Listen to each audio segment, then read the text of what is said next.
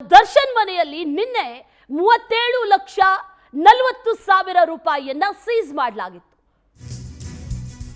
ಹಣದ ಮೂಲ ಪತ್ತೆ ಆಗಬೇಕಾಗಿದೆ, ಆದರೆ 37 ಲಕ್ಷ ಪತ್ತೆಯಾಗಿತ್ತು. ಪೂಮಾ ಕಂಪನಿಯ ಬ್ಯಾಗ್ನಲ್ಲಿಟ್ಟಿದ್ದಂತ ಹಣವನ್ನ ಜಪ್ತಿ ಮಾಡಲಾಗಿದೆ.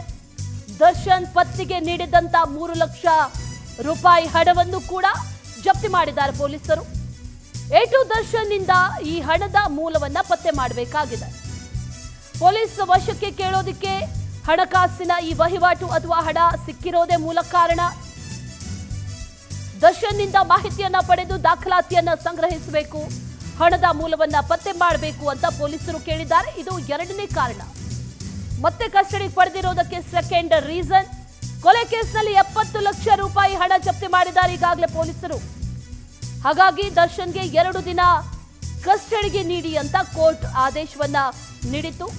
ರೇಣುಕಾಸ್ವಾಮಿ ಕೊಲೆ ಪ್ರಕರಣದಲ್ಲಿ ಬಂಧನಕ್ಕೊಳಗಾಗಿದ್ದಾರೆ ನಟ ದರ್ಶನ್. ಮತ್ತೆರಡು ದಿನಗಳ ಕಾಲ ಪೊಲೀಸ್ ಕಸ್ಟಡಿಗೆ ನೀಡಿದೆ ಈಗ ಕೋರ್ಟ್. ಅವ್ರ ಮನೆಯಲ್ಲಿ 3 ಲಕ್ಷ ವಿಜಯಲಕ್ಷ್ಮಿ ಮನೆಯಲ್ಲಿ, ಜೊತೆಗೆ 37 ಲಕ್ಷ ಪತ್ತೆಯಾಗಿದೆ. ಹಣವನ್ನ ಸೀಸ್ ಮಾಡಿದ್ದಾರೆ ಪೊಲೀಸರು. ಇದರ ಮೂಲ ಏನು ಅನ್ನುವಂಥ ವಿಚಾರಕ್ಕೆ ಸಂಬಂಧಪಟ್ಟಂತೆ ತನಿಖೆಗಳು ಆಗಬೇಕಾಗಿದೆ. ವಿಚಾರಣೆ ಇನ್ನೂ ಕೂಡ ಬಾಕಿ ಇದೆ ಅಂತ ಹೇಳಿ ಪೊಲೀಸರು ಕಸ್ಟಡಿಗೆ ಪಡ್ಕೊಂಡಿದ್ದಾರೆ. ಮತ್ತಷ್ಟು ಡೀಟೇಲ್ಸ್ ಅನ್ನ ನೀಡ್ತಾ ಹೋಗ್ತಾರೆ ನಮ್ಮ ಪ್ರತಿನಿಧಿ ವೀರೇಶ್. ನೇರ ಸಂಪರ್ಕದಲ್ಲಿ ಜಾಯಿನ್ ಆಗಿದ್ದಾರೆ. ವೀರೇಶ್, 37 ಲಕ್ಷ ಜೊತೆಗೆ 3 ಲಕ್ಷ ವಿಜಯಲಕ್ಷ್ಮಿ ಮನೆಯಿಂದ ಕೂಡ ಪತ್ತೆಯಾಗಿರೋದು. ಹಣದ ಮೂಲವನ್ನ ಈಗ ಪೊಲೀಸರು ಕೆದಕ್ತಾ ಇದ್ದಾರೆ. ಏನಾದರೂ ಎಕ್ಸ್ಕ್ಲೂಸಿವ್ ಮಾಹಿತಿಗಳು ಈ ಸಂದರ್ಭದಲ್ಲಿ ಲಭ್ಯವಾಗ್ತಾ ಇದೆಯಾ? ಡೀಟೇಲ್ಸ್ ಏನಿದೆ?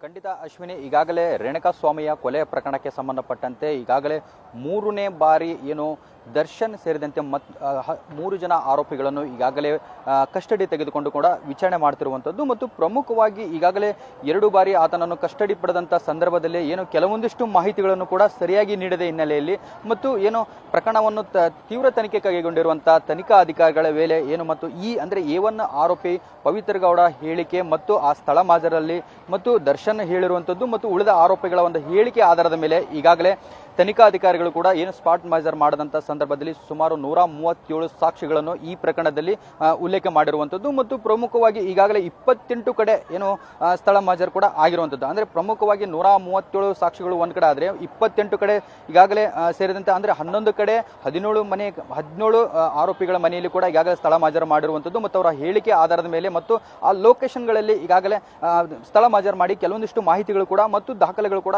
ವಶಪಡಿಸಿಕೊಂಡಿರುವಂಥದ್ದು. ಪ್ರಮುಖವಾಗಿ ಇನ್ನು 11 ಕಡೆ ಏನು ಘಟನೆ ನಡೆದಂತ ಸ್ಥಳಗಳಾಗಿರ್ಬೋದು ಮತ್ತು ಆತನನ್ನು ಬಾಡಿ ಎಸೆದು ಹೋಗಿರುವಂಥದ್ದು. ಪ್ರತಿಯೊಂದು ಕಡೆ ಈಗಾಗಲೇ 11 ಕಡೆ ಈಗಾಗಲೇ ಸ್ಥಳ ಮಾಜರ್ ಮಾಡಿ ಏನು 137 ಸಾಕ್ಷಿಗಳನ್ನು ಈಗಾಗಲೇ ಕಲೆ ಹಾಕಿರುವಂಥದ್ದು. ಪ್ರಮುಖವಾಗಿ ಈಗಾಗಲೇ ಚಾರ್ಜ್ ಶೀಟ್ ಅಲ್ಲಿ ಕೂಡ ಅದೇ ಉಲ್ಲೇಖ ಮಾಡುವಂತ ಸಾಧ್ಯತೆ ಕೂಡ ಇದಾವೆ.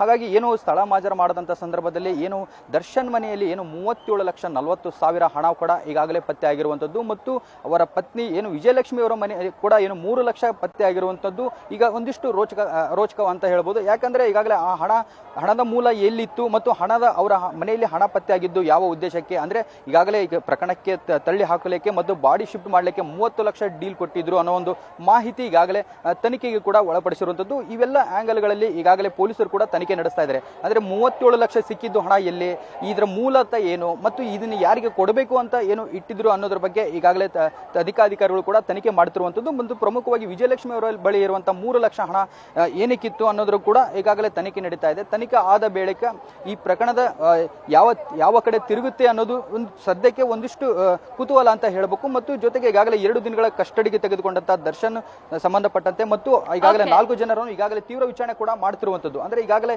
ಈ ಹಿಂದೆ ಕೂಡ ಘಟನೆ ಬಗ್ಗೆ ಕೂಡ ಮಾಹಿತಿ ಕಲೆ ಹಾಕಿದ್ರು, ಮತ್ತೆ 2 ದಿನ ಕಸ್ಟಡಿ ಪಡೆದು ಮತ್ತೊಂದಿಷ್ಟು ಮಾಹಿತಿ ಕಲೆ ಹಾಕಲಿಕ್ಕೆ ಈಗಾಗಲೇ ಪೊಲೀಸರು ಮುಂದಾಗಿದ್ದಾರೆ. ಅಶ್ವಿನಿ.